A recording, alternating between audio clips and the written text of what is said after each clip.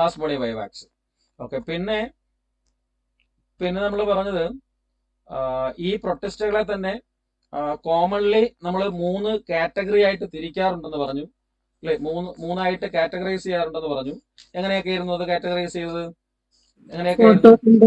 Photosynthetic, അതായത് പ്രകാശ സംശ്ലേഷണ പ്രൊട്ടിസ്റ്റുകള്, slime മോഡുകള്, അതുപോലെ തന്നെ പ്രോട്ടോസോവൻ പ്രൊട്ടിസ്റ്റുകള് അല്ലെ, പ്രോട്ടോസോവൻ പ്രൊട്ടിസ്റ്റുകൾ. അങ്ങനെ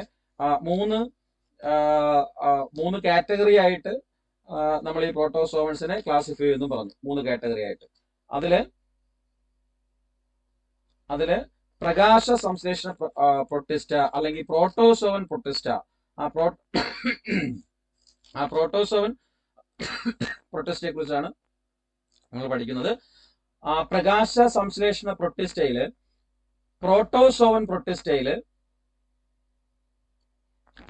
പ്രൊട്ടിസ്റ്റ നോക്കിക്കഴിഞ്ഞാൽ ഞാൻ പറഞ്ഞായിരുന്നു, ഇവർക്ക് പ്രകാശ സംശ്ലേഷണത്തിനുള്ള കഴിവുണ്ട്.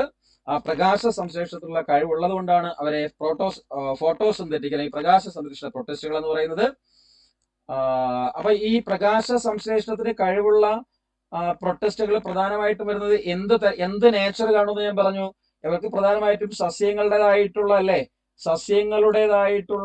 സസ്യങ്ങളുടെ കുറച്ച് സ്വഭാവങ്ങൾ കാണും. സസ്യങ്ങളുടെ കുറച്ച് സ്വഭാവം ഇവർക്ക് ഉണ്ടായിരിക്കും, സസ്യ സ്വഭാവം ഉണ്ടായിരിക്കും. അതുകൊണ്ട് തന്നെ യൂഷ്വലി ഈ പ്രകാശ സംശ്ലേഷണ പ്രൊട്ടിസ്റ്റുകൾ നോക്കിക്കഴിഞ്ഞാൽ ഇവരെന്തായിരിക്കും? പ്രൊട്ടിസ്റ്റൻസ് ആയിട്ടുള്ള പ്രൊട്ടിസ്റ്റൻ ആൽഗകൾ അല്ലെങ്കിൽ പ്രൊട്ടിസ്റ്റൻ പായലുകളായിരിക്കും. പ്രൊട്ടിസ്റ്റൻ പായലുകളായിരിക്കും ഈ ഫോട്ടോസിന്തറ്റിക് പ്രൊട്ടിസ്റ്റ എന്ന് പറയുന്നത്. ഓക്കെ, ആ പ്രോട്ടോസോവൻ പ്രകാശ സംശ്ലേഷണ പ്രൊട്ടിസ്റ്റകളില് പ്രധാനമായിട്ടും വരുന്നത് പ്രധാനമായിട്ടുള്ളത് പ്രൊട്ടിസ്റ്റൻ ആൽഗകളായിരിക്കും. ഈ പ്രൊട്ടിസ്റ്റൻ ആൽഗകളിൽ തന്നെ നമ്മൾ നോക്കിക്കഴിഞ്ഞാൽ 2 കാറ്റഗറിയിലുള്ളവരുണ്ടായിരിക്കും. അതായത് ഫ്ലാജെല്ല ഉള്ളതും ഉണ്ടായിരിക്കും, ഫ്ലാജെല്ല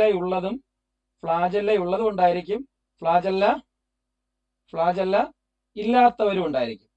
ഓക്കെ, ഫ്ലാജെല്ല ഇല്ലാത്തവരും ഉണ്ടായിരിക്കും, 2 പേരും ഉണ്ടായിരിക്കും. പ്രൊട്ടിസ്റ്റൻ ആൽഗകളിൽ ഫ്ലാജെല്ല ഉള്ളവരും ഉണ്ടായിരിക്കും, ഫ്ലാജെല്ല ഇല്ലാത്തവരും ഉണ്ടായിരിക്കും.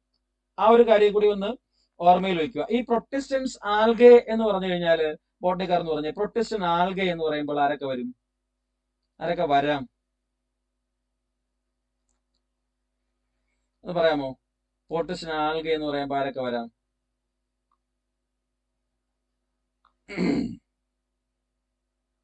പ്രൊട്ടിസ്റ്റൻ ആൽഗെ പായലുകൾ.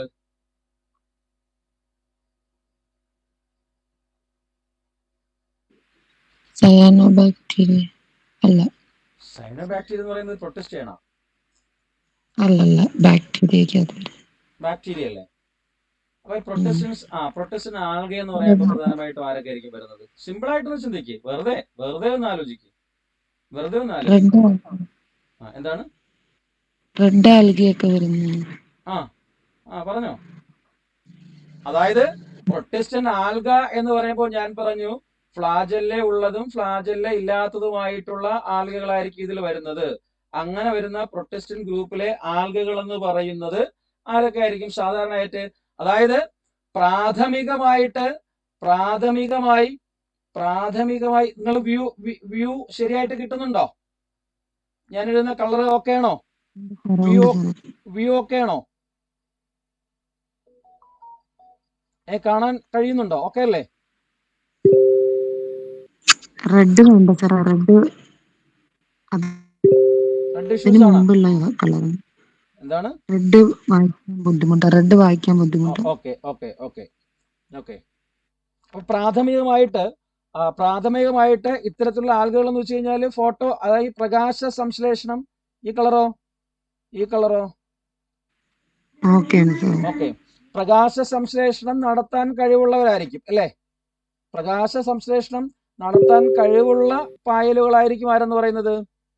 ആരെന്ന് പറയുന്നത്?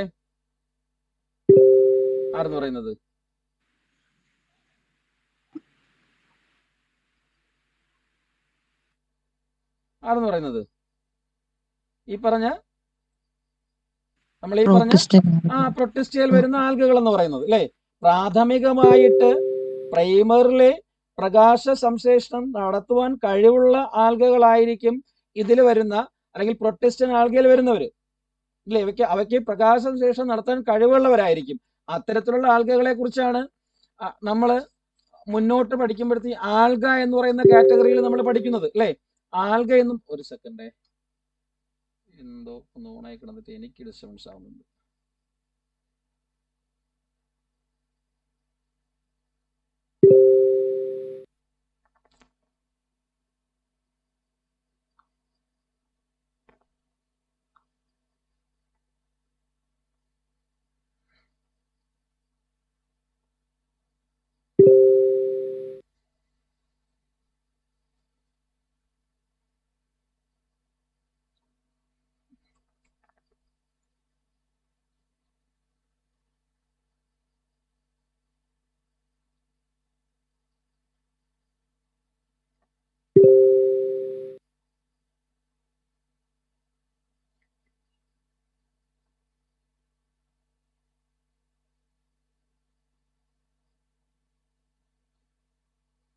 ഓക്കെ അല്ലേ.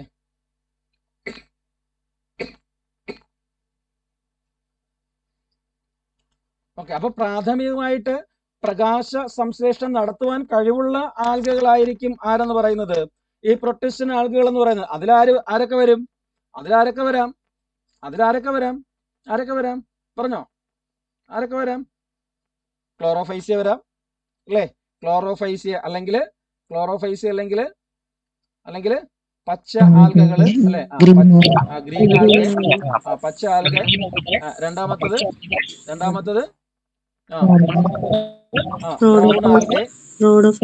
ബ്രൗൺ ആൽഗെ,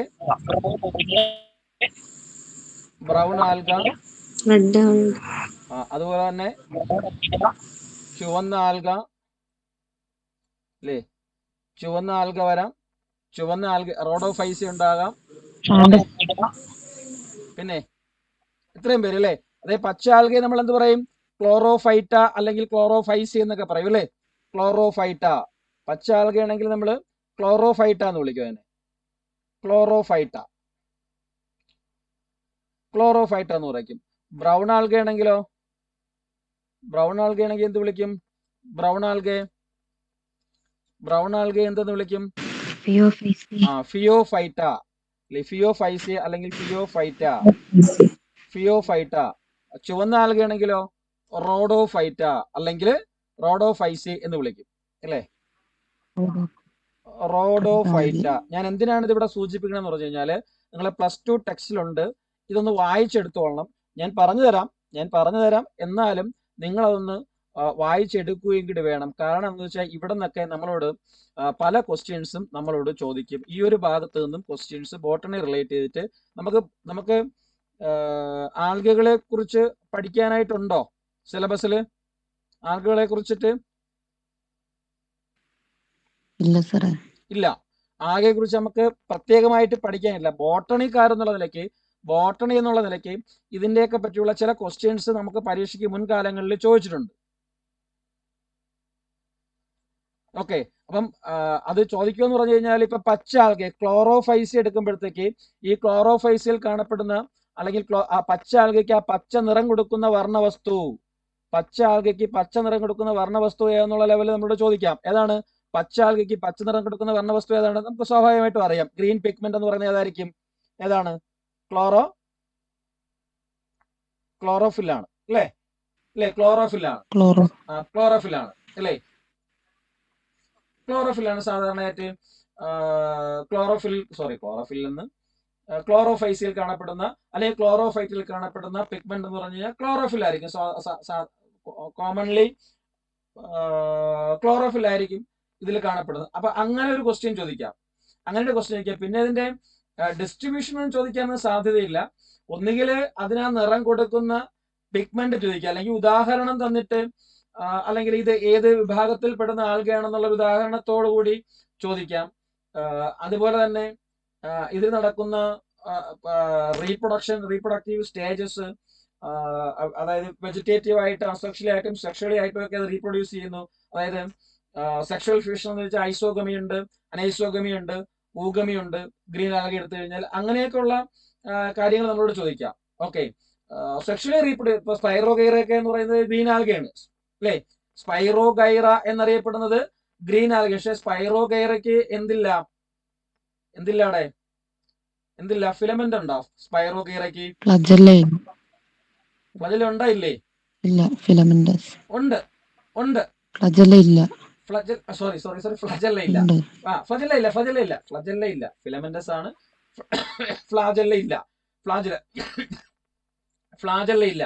ഫ്ലാജല്ല ഉള്ളത് താവട്ടില്ല. ജസ്റ്റ് ഒന്ന് നോക്കാൻ വേണ്ടിയിട്ട് ആ പോയിന്റ് കൂടെ ഞാനൊന്ന് പറഞ്ഞു പോവുകയാണ്.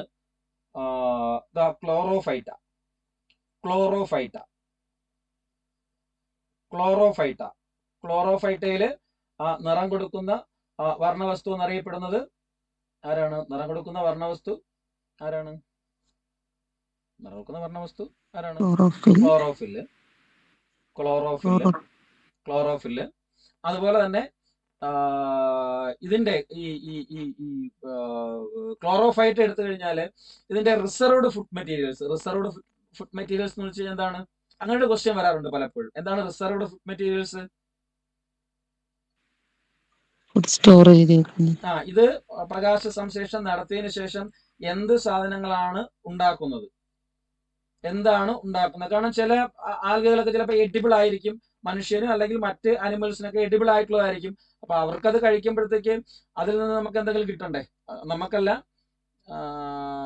അത് കഴിക്കുന്ന ആൾക്കാർക്ക്. അപ്പൊ ഒരുപാട് തരത്തിലുള്ള ഇപ്പം റിബൺ ഷേപ്ഡ് ആയിട്ടുള്ള സ്പൈറോഗൈറ ഉണ്ട്, മറ്റേ നമ്മുടെ സ്റ്റാർ ഷേപ്ഡ് ആയിട്ടുള്ള മറ്റേ സൈജീനിമയുണ്ട്, അതുപോലെ തന്നെ മറ്റേ യുലോത്രിക്സ്, ഗ്രിഡിൽ ഷേപ്ഡ് ആയിട്ടുള്ള യുലോത്രിക്സ് ഉണ്ട്, ഡിക്സ് ഷേപ്ഡ് ആയിട്ട് കിടക്കുന്ന കോലർപ്പ, റെട്ടിക്കുലേറ്റ് ഉണ്ട്, ഇടഗോണി എന്നറിയപ്പെടുന്ന റെട്ടിക്കുലേറ്റ് ഉണ്ട്. പിന്നെ കപ്പ് ഷേപ്ഡ് ആയിട്ടുള്ള ആളാണ് ആരെന്ന് പറയുന്നത്?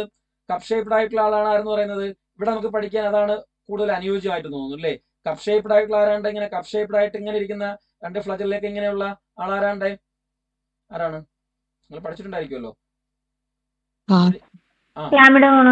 Very good. ക്ലാമൈഡോമോണസ് എന്ന് പറയുന്നത് അല്ലേ? ക്ലാമൈഡോമോണസ് എന്ന് പറയുന്നത്. അതിനെപ്പറ്റി ഡീറ്റെയിലിംഗ് ഒന്നും വേണ്ട. അപ്പം അങ്ങനെയുള്ള കാര്യങ്ങൾ. അപ്പൊ ഈ ഇത്തരത്തിലുള്ള ഈ ആൽഗകളൊക്കെ നമ്മൾ നോക്കിക്കഴിഞ്ഞാൽ കൂടുതലും ചിലപ്പോൾ ലാൻഡ് പ്ലാന്റ് ആയിരിക്കും. ലാൻഡ് പ്ലാന്റ് ആയിട്ട് തന്നെ കാണപ്പെടും ക്ലോറോഫൈറ്റ നോക്കിക്കഴിഞ്ഞാൽ. അപ്പം ഇതിന്റെ ഫോട്ടോസിന്തറ്റിക് ഫുഡ് പ്രോഡക്ട്സ് എന്ന് പറഞ്ഞു കഴിഞ്ഞാൽ സാധാരണയായിട്ട് സ്റ്റാർച്ച് ആണ്, അന്നജമാണ്. സാധാരണയായിട്ട് ഇതിന്റെ ഫോട്ടോസിന്തറ്റിക് പ്രോഡക്റ്റ് എന്ന് പറയുന്നത് അന്നജമാണ്. പ്രകാശ സംശ്ലേഷണം നടത്തിയിട്ട് അന്നജമാണ് ഇവർക്ക് ലഭിക്കുന്നത്, ക്ലോറോഫൈറ്റ ഉണ്ടാക്കുന്നത്. ഓക്കെ, അതായത് നമ്മുടെ സാധാരണ ലാൻഡ് പ്ലാന്റില് ടെറസ്ട്രിയൽ ആയിട്ടുള്ള പ്ലാന്റ്സ് എന്താണ് ഉണ്ടാക്കുന്നത് അതുപോലുള്ള അന്നജമായിരിക്കും ഇവ പ്രൊഡ്യൂസ് ചെയ്യുന്നത്, ഇവ ഉണ്ടാക്കുന്നത്. അതുപോലെ തന്നെ ഈ സ്റ്റാർച്ച് ആയിട്ട് അന്നജമായിട്ട് സ്റ്റോർ ചെയ്ത് വെക്കത്തില്ല. അതാണ് നമ്മുടെ ചോദ്യം. നമ്മൾ അന്നജം ഒന്ന് പഠിച്ചുകൊണ്ട് പോവെങ്കിലും അന്നജമായിട്ടല്ല, അന്നജം ഉണ്ടാക്കും ഫോട്ടോസിന്തസിസ് വഴി. നമ്മളും അങ്ങനെയാണല്ലോ അല്ലെ? നമ്മൾ ഉണ്ടാക്കുന്ന ഗ്ലൂക്കോസ് ആണ്. ഗ്ലൂക്കോസ് ആയിട്ട് സ്റ്റോർ ചെയ്യൂ. നമ്മൾ എന്തായിട്ടാണ് സ്റ്റോർ ചെയ്യുന്നത്? ഗ്ലൂക്കോസ് ആയിട്ട് സ്റ്റോർ ചെയ്യാൻ പറ്റത്തില്ലല്ലോ. നമ്മൾ എന്തായിട്ടാണ് സ്റ്റോർ ചെയ്യുന്നത്? നമ്മൾ ഗ്ലൈക്കോജൻ ആയിട്ടാണ് സ്റ്റോർ ചെയ്യുന്നത് അല്ലെ? ഗ്ലൈക്കോജൻ ആയിട്ടോ അല്ലെങ്കിൽ ഫാറ്റ് ആയിട്ടൊക്കെ കൺവേർട്ട് ചെയ്തിട്ടായിരിക്കും സ്റ്റോർ ചെയ്ത് വെക്കുന്നത്. ആവശ്യമുള്ളപ്പോൾ ഗ്ലൂക്കോസ് ആക്കി മാറ്റും എന്നുള്ളതാണ്. അതാണ് നമ്മുടെ ഗ്ലൈക്കോളൈസിസും ഗ്ലൂക്കോനിയോജെനിസിസും അല്ലേ? അതൊക്കെ നമുക്ക് പഠിക്കാനുണ്ട്. ഓക്കെ, അപ്പൊ ഇവിടെ ഈ ക്ലോറോഫൈറ്റയും അല്ലെങ്കിൽ ക്ലോറോഫൈസിയെ പച്ച ആൽഗകള് പ്രകാശ സംശ്ലേഷണത്തിലൂടെ അന്നജം നിർമ്മിക്കുന്നു, ഫോട്ടോസിന്തസിലൂടെ അന്നജം ഉണ്ടാക്കുന്നു. അന്നജം നിർമ്മിച്ചതിന് ശേഷം ഇവ സൂക്ഷിച്ചു വെക്കുന്ന ഇവരുടെ ആ ഫുഡ് പ്രോഡക്റ്റിനെ, ഈ അന്നജത്തെ എന്താക്കി മാറ്റും?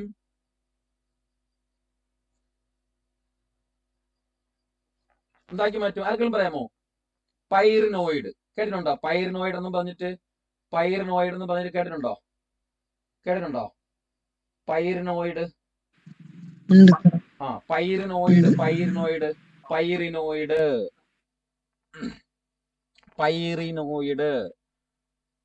പൈറിനോയിഡ്. ഈ പൈറിനോയിഡ് ആയിട്ടാണ് ഇത് സൂക്ഷിച്ചു വെക്കുന്നത്.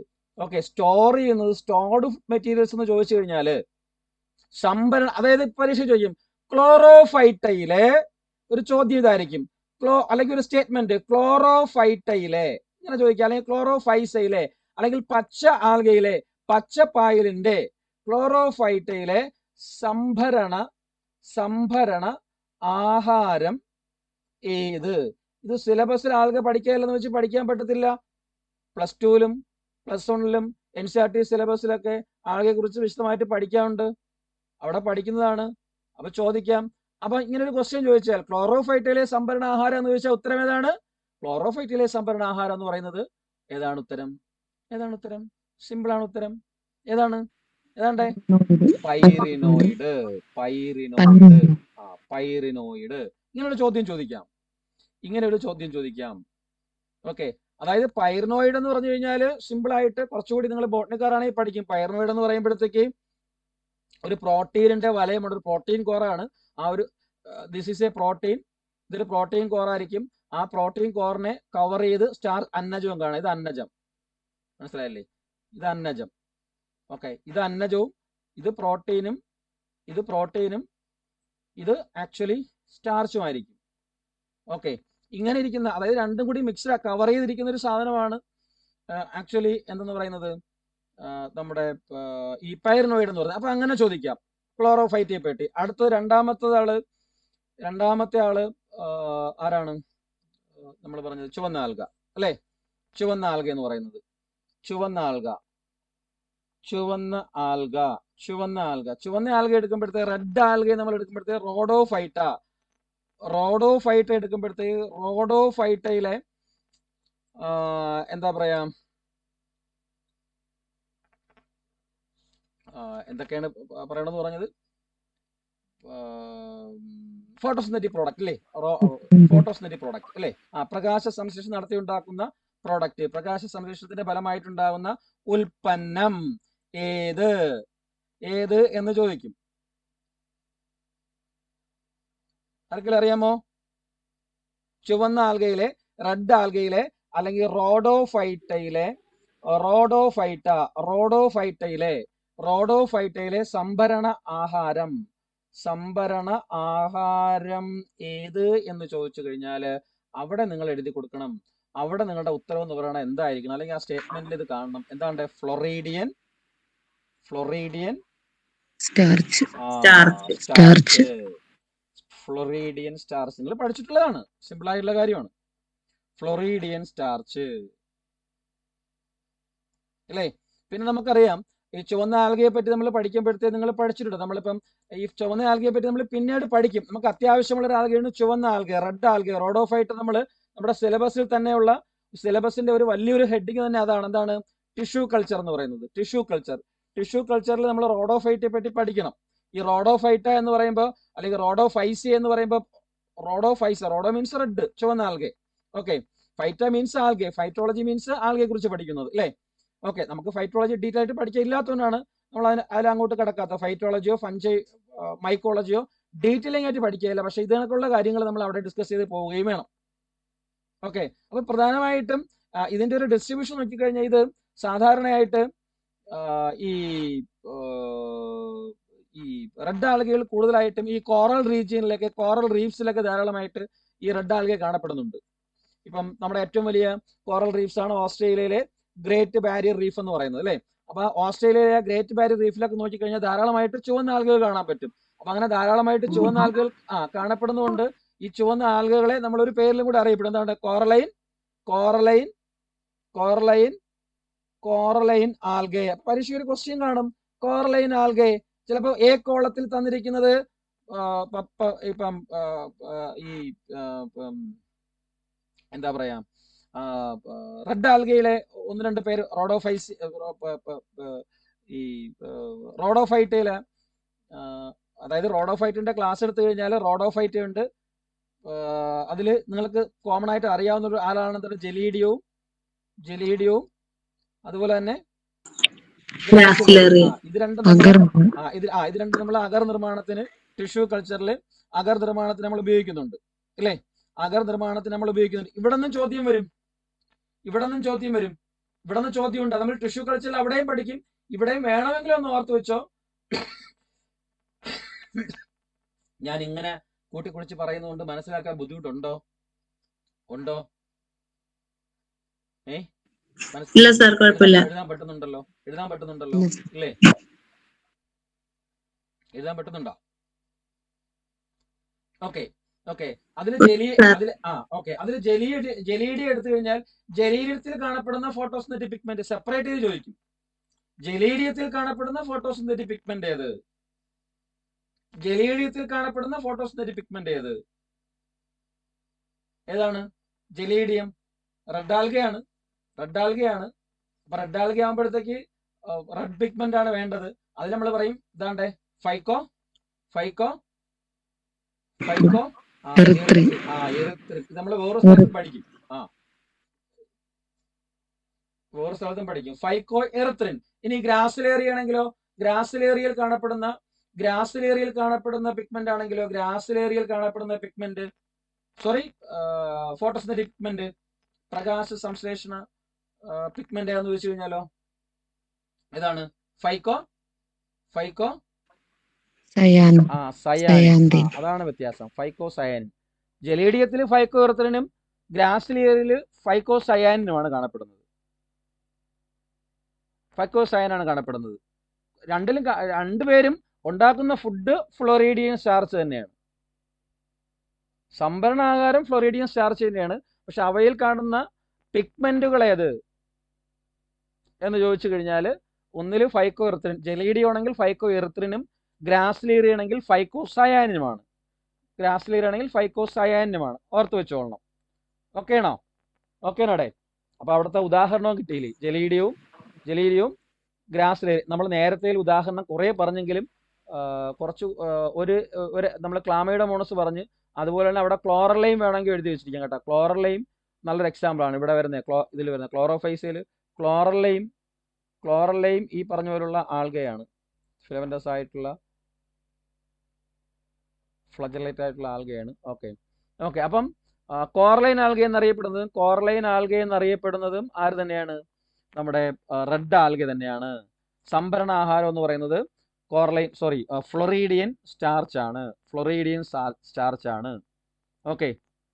ഇനി അവിടെ നിന്ന് എടുത്തൊരു ക്വസ്റ്റ്യൻ ഒരു പരീക്ഷയ്ക്ക് ചോദിച്ചിട്ടുണ്ട്. അത് ആ ഒരു ലെവലിൽ കൂടെ ചിലപ്പോൾ നമ്മൾ പഠിക്കേണ്ടി വരും. സാധാരണയായിട്ട് ഈ സെൽവാളൊക്കെ ഉണ്ടാക്കിയിരിക്കുന്നത് എന്നൊക്കെ പറഞ്ഞ് ചോദിക്കും. ഓക്കെ. സെൽവാള് സാധാരണ ആൽഗ എന്ന് പറഞ്ഞാൽ പ്ലാന്റ് ടൈപ്പ് ആണ്, പ്ലാന്റ് വർഗമാണ്. അപ്പൊ കോമൺലി ആരുണ്ടായിരിക്കും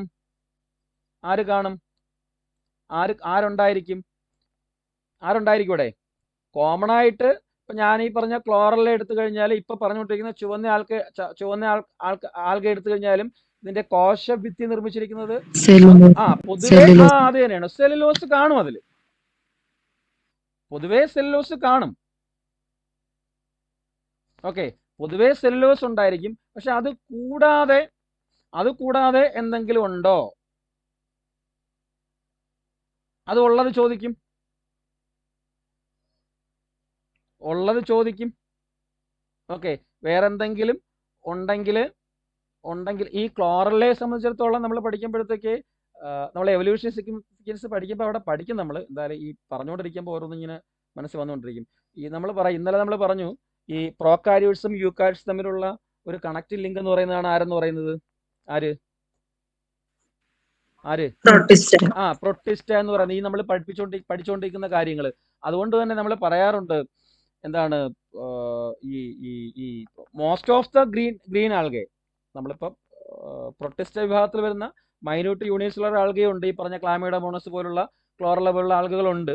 അതുകൂടാതെ മൾട്ടി സെല്ലുലാർ ആയിട്ടുള്ള സിഞ്ചനീമയും സ്പൈറോഗൈറയും ഇലോത്രിക്സും കോലർപ്പയും ക്ലാരയൊക്കെ ഉണ്ട്. കാരയൊക്കെ ഉണ്ട്. ഓക്കെ. അവർക്ക് മൾട്ടി സെല്ലുലാർ ആണ്, ഹാപ്ലോയിഡ് ആയിട്ടുള്ള ഓർഗാനിസംസ് ആണ് അല്ലേ?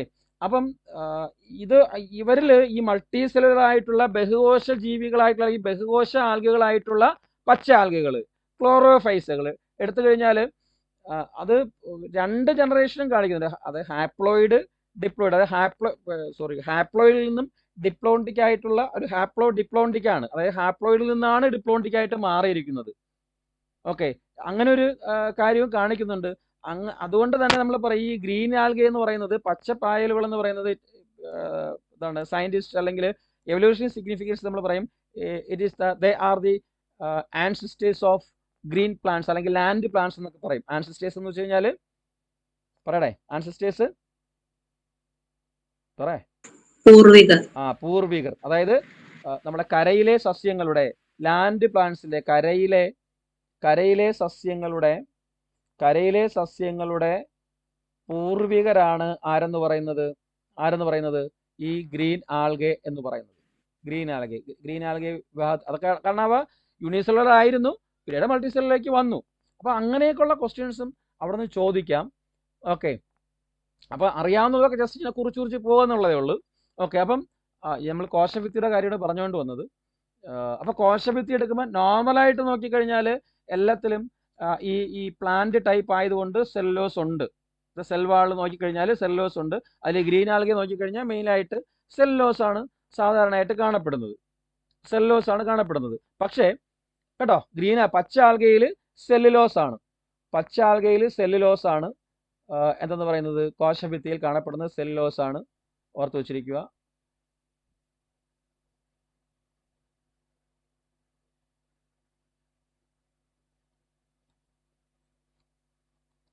ഒരു സെക്കൻഡ്. ഓക്കെ,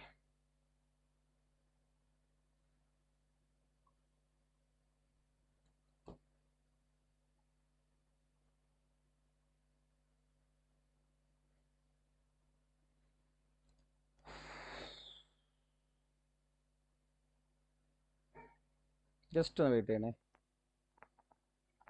നെറ്റ്വർക്ക് എന്തോ ഇഷ്യൂസ്.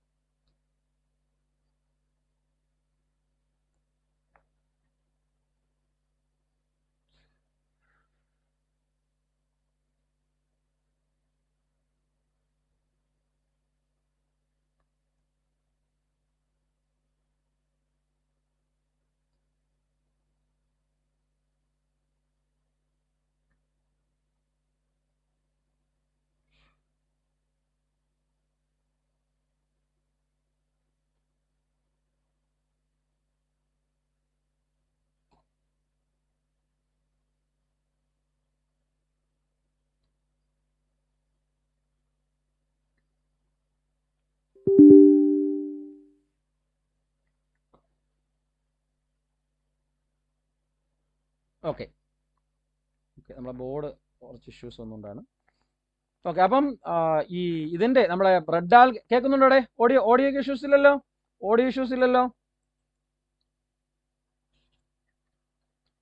ഓഡിയോ പോയോ?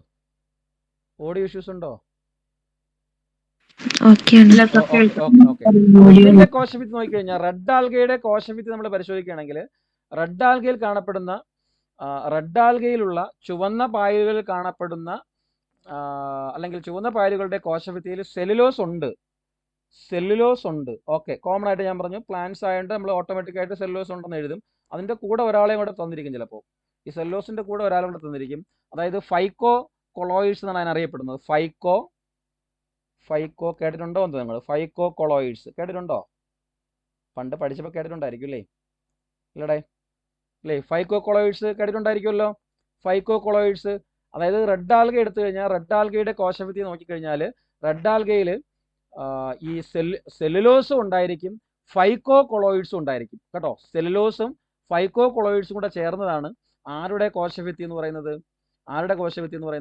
നമ്മുടെ റെഡ് ആൽഗയുടെ ചുവന്ന വർഗം പായലിന്റെ കോശഭിത്തി എന്ന് പറയുന്നത്. ഇനി അടുത്തത് നോക്കാനുള്ളത് ബ്രൗൺ ആൽഗെ.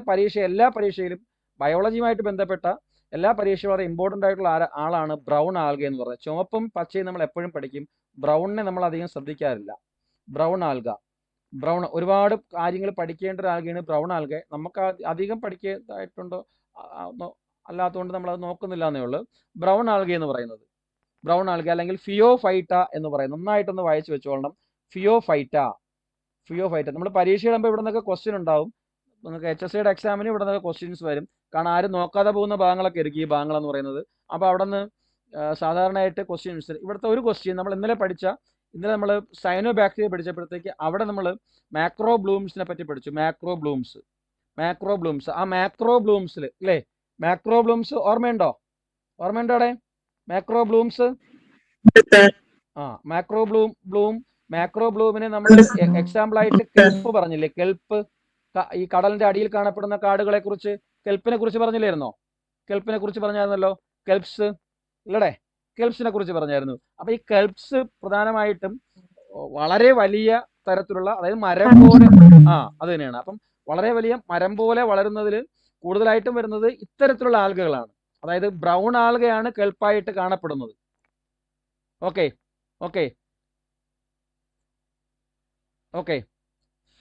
ക്ലിയർ ആയടെ?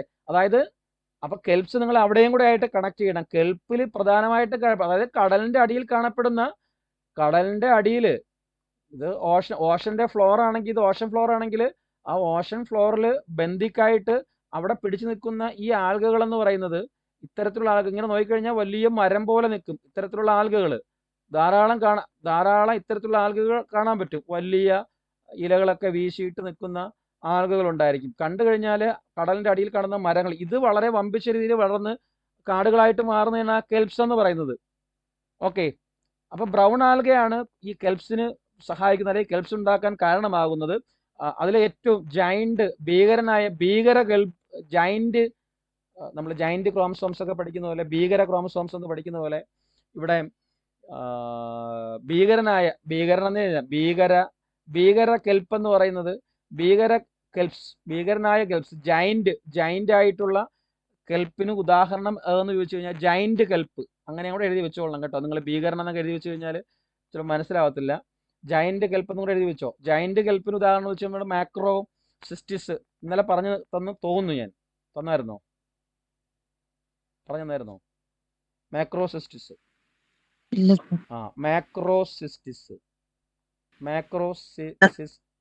ഇല്ല. ഓക്കെ, അപ്പൊ എഴുതി വെച്ചോളണം മാക്രോസിസ്റ്റിസ്.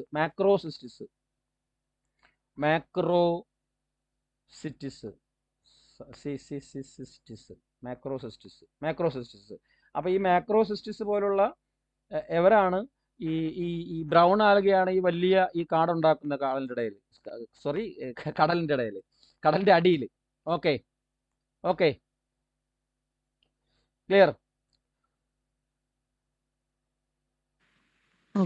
ഓക്കെ, പിന്നെ അവിടെ തന്നെ നിങ്ങൾ പഠിച്ചിട്ട് ബ്രൗൺ ആൽഗയിൽ വേറൊരു സാധനം പഠിച്ചിട്ടുണ്ട്, സർഗാസോസി. പഠിച്ചിട്ടില്ലേ? സർഗാസോ കടല് ഉണ്ടാക്കുന്ന ആരാണ്?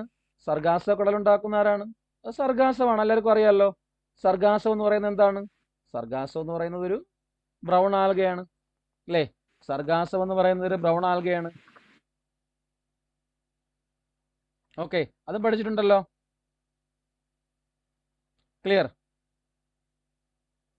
ക്ലിയർ? പിന്നെ ഈ സർഗാസോസി എന്ന് പറഞ്ഞത്, പിന്നെ ഈ ബ്രൗൺ ആൽഗയ്ക്കുള്ള ഒരു പ്രത്യേകത എന്ന് വെച്ച് കഴിഞ്ഞാൽ മറ്റ് ആൽഗയിൽ കാണാത്തൊരു സവിശേഷത ഈ ബ്രൗൺ ആൽഗയ്ക്കുണ്ട്. അതായത് ഇത് എപ്പിഫൈറ്റിക് ആയിട്ടുള്ള നേച്ചർ കാണിക്കാറുണ്ട്. എന്താണ് എപ്പിഫൈറ്റ്സുകൾ എന്ന് പറഞ്ഞു കഴിഞ്ഞാൽ? എപ്പിഫൈറ്റിക് നേച്ചർ, എപ്പിഫൈറ്റിസം കാണിക്കുന്ന ആളാണ് ഈ ബ്രൗൺ ആൽഗ എന്ന് പറഞ്ഞാൽ. അതായത് എപ്പിഫൈറ്റ് എന്ന് വെച്ചാൽ ആശ്രയം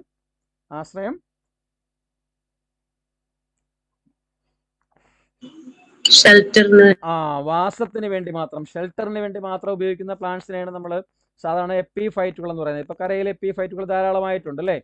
ബൾബോഫിലം പോലുള്ള, സീതത്താലി പോലുള്ള പ്ലാന്റ്സുകൾ ധാരാളമായിട്ടുണ്ട്. അതുപോലെ ഈ സർഗാസം മറ്റ് ആൾക്കാരുടെയൊക്കെ ശരീരത്തിൽ അല്ലെങ്കിൽ മറ്റ് പ്ലാന്റ്സിന്റെയൊക്കെ ബോഡിയിലൊക്കെ വളർന്നു നിൽക്കാറുണ്ട്.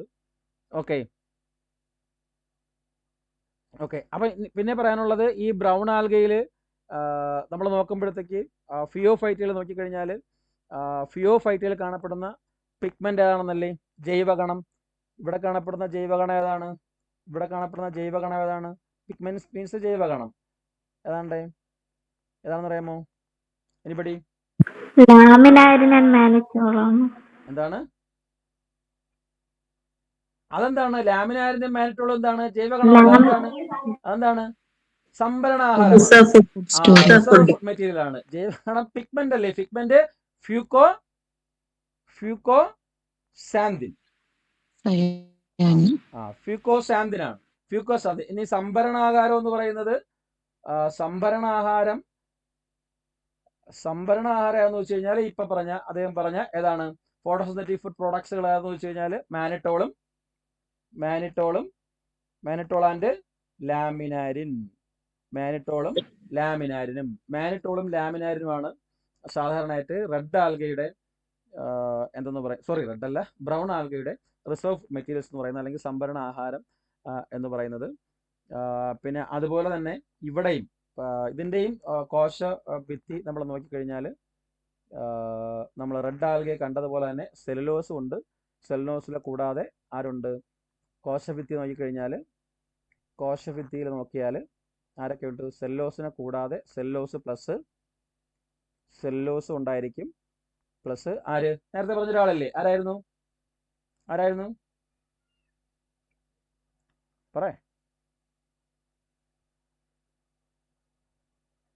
പറയടേ. ഫൈക്കോകൊളൈഡ്സ്.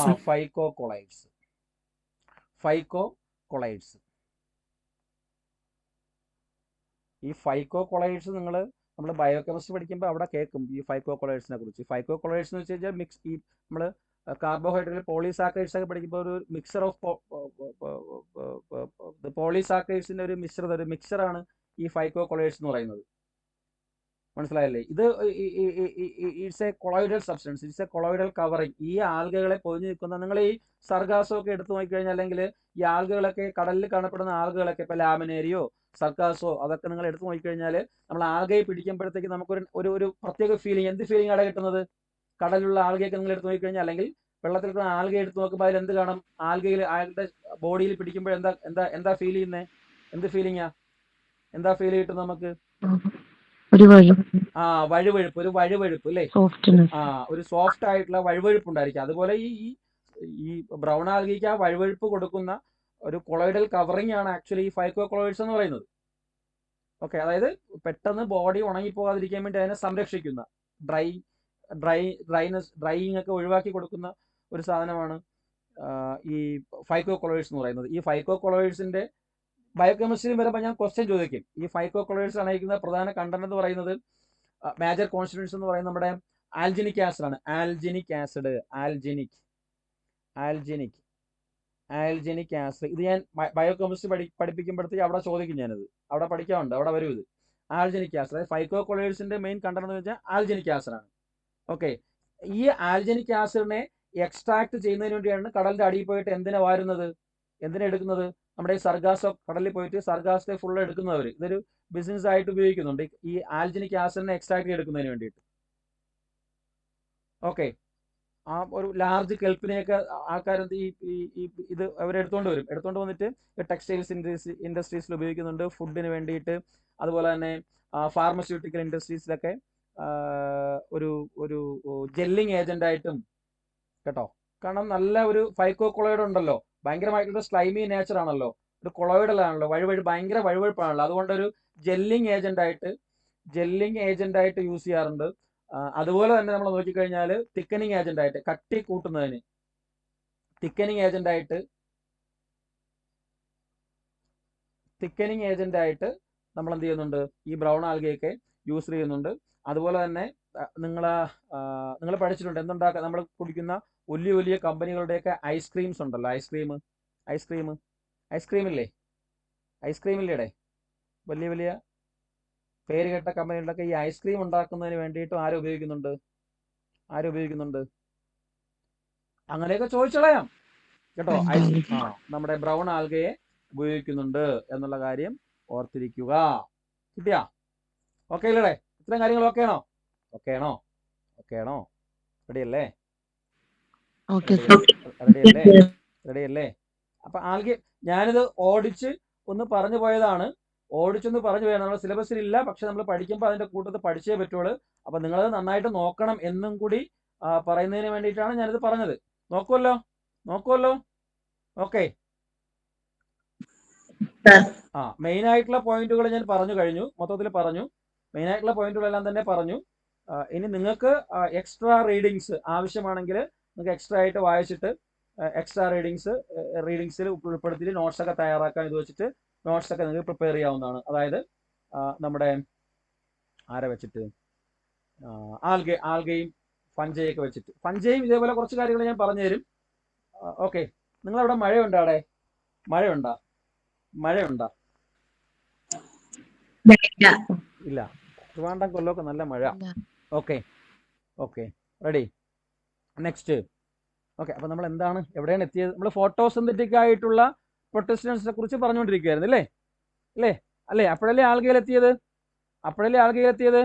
അപ്പൊ ഫോട്ടോസിന്തറ്റിക് പ്രൊട്ടസ്റ്റുകൾ എന്ന് വെച്ച് കഴിഞ്ഞാൽ യൂഷ്വലി ഇതിന് ഉദാഹരണം കിട്ടിയല്ലോ. ലാമിനേരിയ അല്ലേ? ഉദാഹരണം സർഗാസവും ലാമിനേരിയൊക്കെയാണ്. ലാമിനേറിയ വലുതായി മൾട്ടി സെല്ലുലർ ആണെങ്കിൽ സർഗാസോ ഒക്കെയാണ് വരുന്നത്. ഓക്കെ, അപ്പൊ ലാമിനേറിയ പോലുള്ള കുഞ്ഞു തരത്തിലുള്ള ബ്രൗൺ ആൽഗകൾ പ്രൊട്ടസ്റ്റൻസ് ആയിട്ട് വരുന്നുണ്ടെന്നുള്ള കാര്യം അവിടെ ഒന്ന് ഓർത്ത് വെക്കുക, നല്ലതാണ്. അപ്പൊ ഇങ്ങനെയുള്ള ഈ പ്രൊട്ടസ്റ്റൻ ആൽഗെ ഉൾപ്പെടുന്ന നോൺ ഫ്ലജല്ലേറ്റ് ആയിട്ടുള്ള ഇത്തരത്തിലുള്ള ഈ ഫോട്ടോസിന്തറ്റിക് ആയിട്ടുള്ള പ്രൊട്ടസ്റ്റൻസിനെ 3 വിഭാഗങ്ങളായിട്ട് തിരിക്കുന്നുണ്ട്. നമ്മൾ ഇന്നലെ പറഞ്ഞു. അതായത് പ്രകാശ സംശ്ലേഷണ പ്രൊട്ടിസ്റ്റയെ നമ്മൾ 3 തരത്തിൽ വേർതിരിക്കുന്നുണ്ട്. ആരൊക്കെയാണ് പ്രകാശ സംശ്ലേഷണ പ്രൊട്ടിസ്റ്റുകൾ? ഒന്ന് ആരാണ്ട്? ഡയനോ ഫ്ലജല്ലേറ്റ്സ്.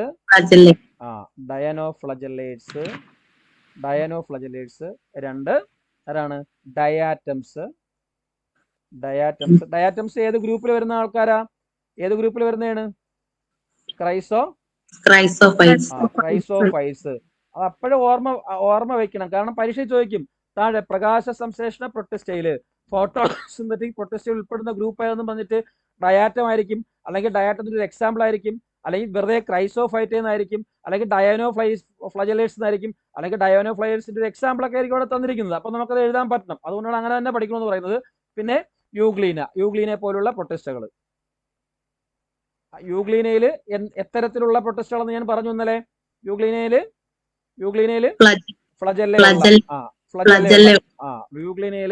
ഫ്ലാജെല്ല ഉള്ളതാണ്, ഓർത്തിരിക്കുക. കാരണം ഫ്ലജെല്ല ഇല്ലാത്തതിന് നോൺ ഫോട്ടോസിന്തറ്റിക്, അതായത് യൂഗ്ലീനയിൽ വരുന്ന ആൾക്കാർക്ക് ഫ്ലാജെല്ലേറ്റഡ്സും ഉണ്ട്, നോൺ ഫ്ലജെല്ലേറ്റ്സും ഉണ്ട്. ഫ്ലജെല്ല ഉള്ളവരാണ് ഫോട്ടോസിന്തറ്റിക് ആക്ടിവിറ്റി നടത്തുന്നത്. ഫ്ലജെല്ല ഇല്ലാത്തവർക്ക് ഫോട്ടോസിന്തറ്റിക് ആക്ടിവിറ്റി ഇല്ല. അതുകൊണ്ടാണ് ഞാൻ അങ്ങനെ പറഞ്ഞത്. അത് അവിടെ ഒന്ന് കുറിച്ച് വെച്ചോളണം, നോക്കിക്കൊള്ളണം. ഓക്കെ അല്ലേ? റെഡിയാണോ? ഇവിടെ സെറ്റല്ലേ? ഓക്കെ ആണോ? ക്ലിയർ? Okay sir. ഓക്കെ. അപ്പൊ നമ്മള് വീണ്ടും ആദ്യത്തേക്ക് പോകുന്നു. ആദ്യത്തെ ആ ക്ലാസിഫിക്കേഷനിലേക്ക് പോകുന്നു. ആദ്യം ആരാണ്? ഇതിന്റെ പ്രൊട്ടിസ്റ്റെ ക്ലാസിഫൈ ചെയ്യുമ്പോൾ ആദ്യം ആരാണ് വരുന്നത്? ക്രൈസോഫൈറ്റ്സ് അല്ലേ? ആദ്യം ക്രൈസോഫൈറ്റ്സ് അല്ലേ വരുന്നത്?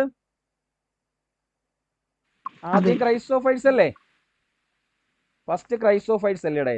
ഈ ക്രൈസോഫൈറ്റ്സിനെ 2ആയിട്ട് തിരിക്കുന്നത് ആരൊക്കെ ആയിട്ട്?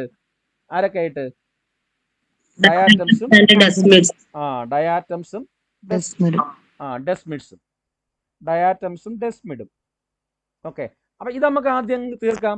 ഡയാറ്റംസും ഡെസ്മിഡ്സും അങ്ങ് തീർക്കാം. ഓക്കെ, ഈ ക്ലാസിഫിക്കേഷൻ മറന്നു പോകാതിരുന്നാൽ മതി. കാരണം ഡയാറ്റംസ് എന്ന് പറയുമ്പോഴത്തേക്ക് ഫോട്ടോസിന്തറ്റിക് ആണ്.